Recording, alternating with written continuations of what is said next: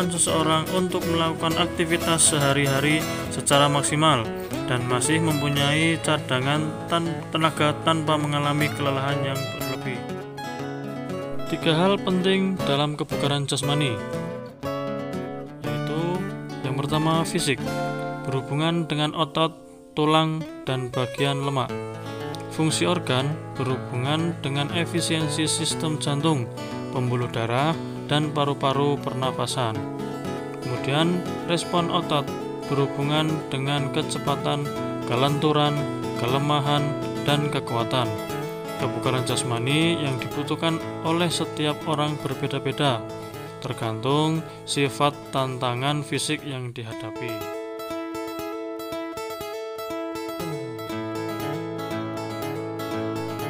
Terdapat 10 unsur komponen penyusun kebugaran jasmani. Yang pertama, kekuatan atau strength. Yang kedua, daya tahan atau endurance.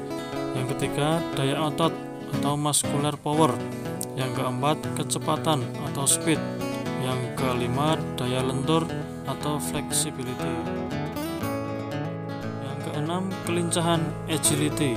Yang ketujuh, koordinasi atau coordination. Yang kedelapan, keseimbangan atau balance. Yang kesembilan, ketepatan atau akurasi. Yang ke-10, reaksi atau reaction.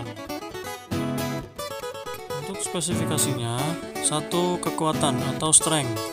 Kekuatan adalah kemampuan dalam mempergunakan otot untuk menerima beban sewaktu bekerja.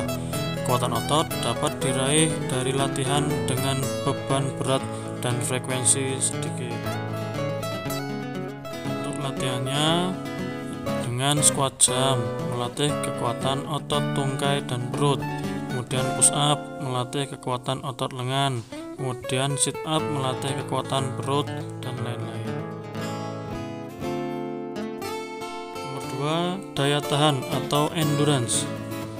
Daya tahan adalah kemampuan seseorang dalam memakai organ tubuhnya seperti jantung dan paru-paru secara efektif dan efisien dalam melakukan aktivitasnya. Contoh latihan yang manfaatnya bisa meningkatkan daya tahan adalah ada lari 2,4 km, lari 12 menit, atau lari naik turun bukit, dan lain-lain. Masih banyak contohnya. Daya tahan otot disebut juga daya ledak otot atau explosive power, adalah kemampuan seseorang dalam menggunakan kekuatan maksimum yang dikerahkan dalam waktu sesingkat-singkatnya. Untuk latihan yang digunakan yaitu vertical jump untuk melatih daya ledak otot tungkai, kemudian front jump untuk melatih kemampuan otot betis dan tungkai.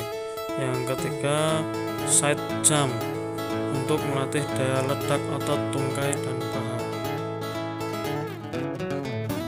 Berikutnya nomor 4, kecepatan atau speed. Kecepatan merupakan kemampuan seseorang dalam melakukan gerakan berkesinambungan dalam waktu sesingkat-singkatnya. Bentuk latihan yang dilakukan untuk meningkatkan kecepatan adalah dengan berlari 50-200 meter secara cepat atau sprint. Selanjutnya nomor 5, daya lentur atau flexibility. Daya lentur melihat pada efektivitas tubuh manusia dalam menyesuaikan diri dengan gerakan atau aktivitas yang mengandalkan kelenturan tubuh. Untuk contoh latihan yang dapat melatih daya lentur adalah senam, yoga, dan renang.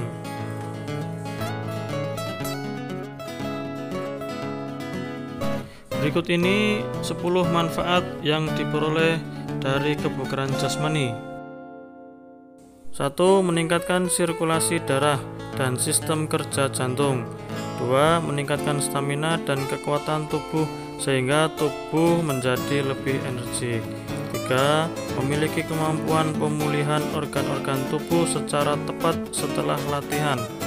4. Memiliki respon tubuh yang tepat. 5. Mengurangi resiko obesitas. 6. 6. Mencegah penyakit jantung. 7. Menurunkan tekanan darah tinggi. 8. Mengatasi depresi. 9. Meningkatkan energi. Dan 10. Terhindar dari osteoporosis atau tulang keropos. Itu tadi sedikit pemaparan tentang materi kebugaran jasmani. Ya, anak-anak yang belum tahu bisa menjadi tahu. Ya, anak-anak yang sudah tahu bisa lebih tahu lagi dan bisa tambah paham lagi. Ya, seperti itu.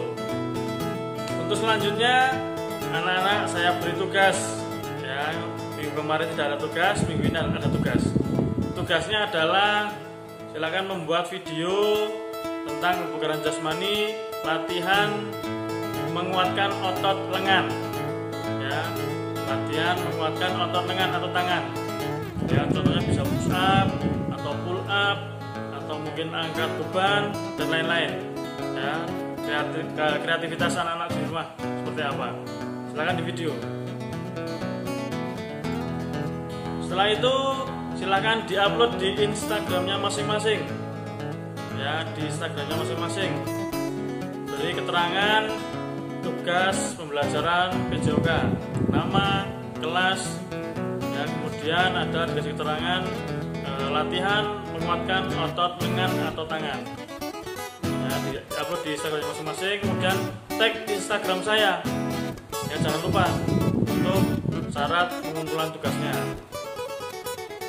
Baik, demikian materi PJOK untuk minggu ini. Mudah-mudahan anak-anakku semua di rumah tetap sehat, ya, dijaga protokol kesehatannya, tetap memakai masker, kemudian mencuci tangan dengan sabun dan menjaga jarak kalau di luar rumah.